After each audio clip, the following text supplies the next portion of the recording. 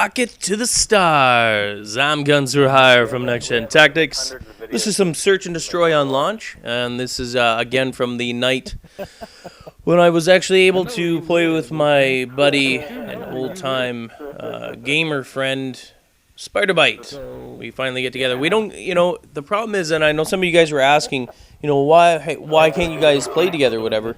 Well, as you guys know, we try, for the most part, to actually create a lot of content for you.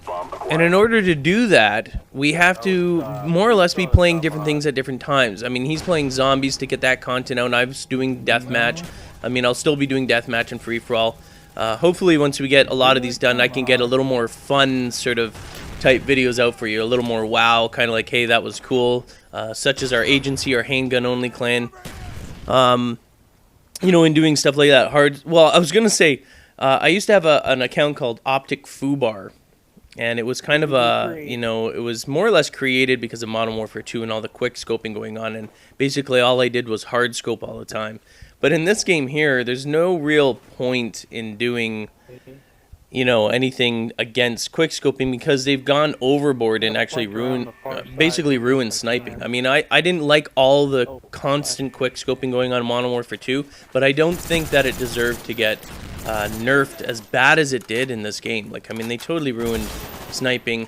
I didn't mind doing sniping once in a while, but in this even, I just won't bother picking up because they totally ruined it. They made it absolutely ridiculously difficult to do it. I mean, I still see some good snipers, and really those are the ones that are going to excel, and it's really just adjusting to the parameters that a game gives you. If a sniper has those kind of crazy controls, it's a matter of adapting, and I've seen a lot of gamers, a lot of snipers in this game become very, very good at sniping already. So there is a way around it, and you don't always need to quickscope to become known as an elite sniper in Black Ops. It just takes a little bit more adjusting, and definitely different from Modern Warfare 2, which in a way I'm happy, but the other side, I think they may have gone overboard. You know what I mean? Like, I don't want it to be as ridiculous with all these little stupid kids running around quickscoping constantly. But at the same time, it should still be fun for snipers. You know what I mean? Like, they've got to be able to get those shots, those cool shots off, and actually be able to use the weapon effectively without having to struggle for dear life. Because it's not really fair. Someone can pick up, any of the weapons in here, the AK-74U as an SMG, or in my case here, like, rocking the FAMAS or whatever. And these are very easy weapons to use. It's point and shoot, but the only one that gets ramrodded is the snipers, and that's not right.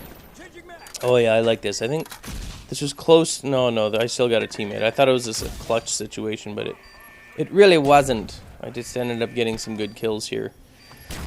I actually don't mind launch. I don't mind launch at all. At first, you know what? I didn't like it. And as far as deathmatch goes, I probably still don't like launch. But search and destroy is a different, different product altogether here. I mean, there's different strategies, different way of looking at the actual map here.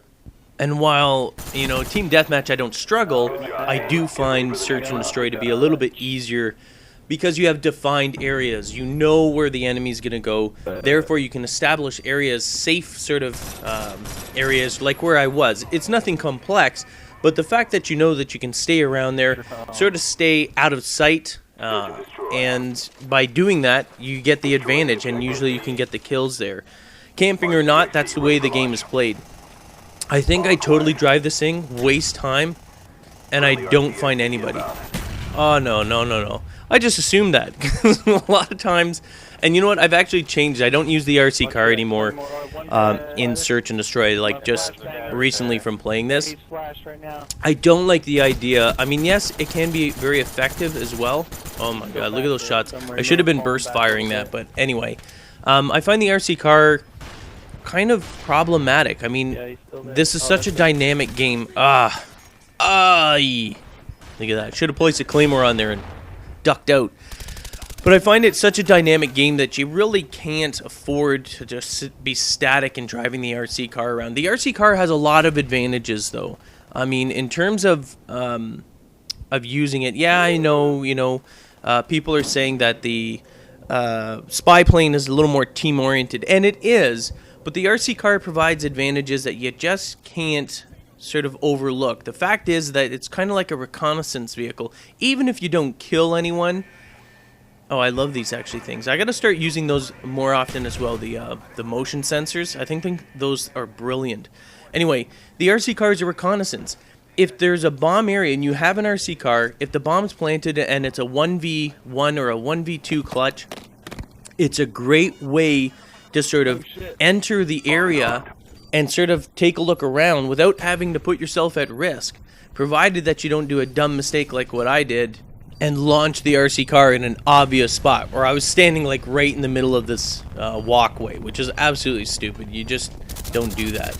But anyway, so the RC car does have its advantages. Number one, you can get kills. It's one of the easiest ways to get kills. However, I find the advantage of the RC car is more on the reconnaissance side, where you can scope out areas and see where people are maybe camping or hiding, particularly when the bomb is planted, or when you want to go in and plant a bomb. You know what I mean? You could easily, drive it through an area, and if you located one or two people in a completely different area and you killed one of them or you missed them and it exploded, you know that a certain area is open and you can push forward on that. So it does have its uses. However, I don't like the fact that your character is still far away from it. And with the spy plane, you become a little more active.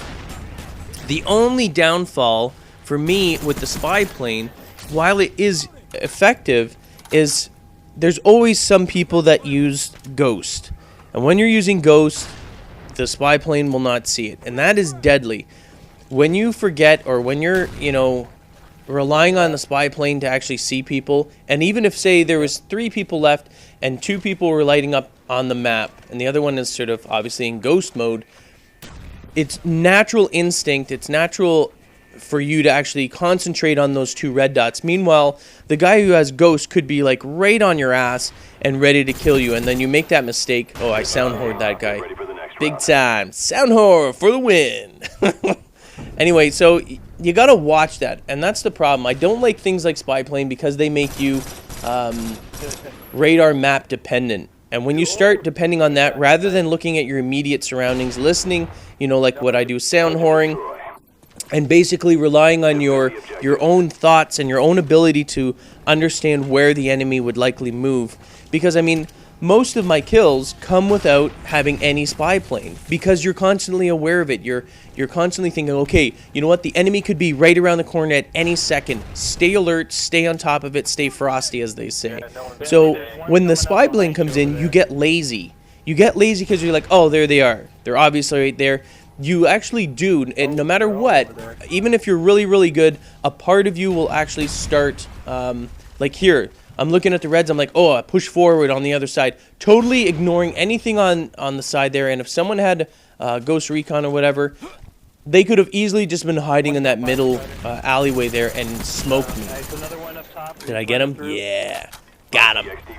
There you go. Alright, so last round. So just be aware of that. Sometimes there's advantages to both. Yes, spy plane can be very helpful. It is team-based. It is more of a team-based sort of kill streak.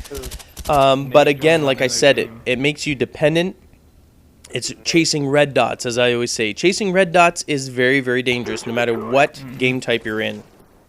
Because typically, if someone's firing, especially if you're in team deathmatch or free-for-all, and people are shooting their weapons off and appearing as red dots on the map, the time you go chasing there, they're either away or in a different or a more advantageous position. Look at this. I'm trying to beat them back here because these guys are rushing like crazy. I'm like, I'm going to find him. I'm going to find him, but I don't know if I do.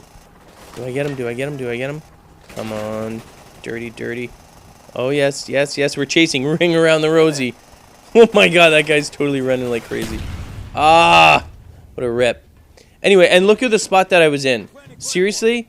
Someone could have easily killed me there, right at the bomb target, which is not very smart. I keep doing that with RC, so, and I talk about my wife, Melees, and I'm always trying to give her tips to get better at not search and destroy, but Call of Duty altogether. And I'm always like, don't do that, don't launch the RC car in obvious spots, and there I go doing it myself. God, what a hypocrite, eh? Anyway, I'm Guns for Hire from NextGenTactics. Stay tuned for more Search and Destroy, and more Search and Destroy with Spider Bite and myself. playing at the same time. Should be good. Should be entertaining. Yes. Yes, yes. Rocket to the stars, baby. Woo! Peace.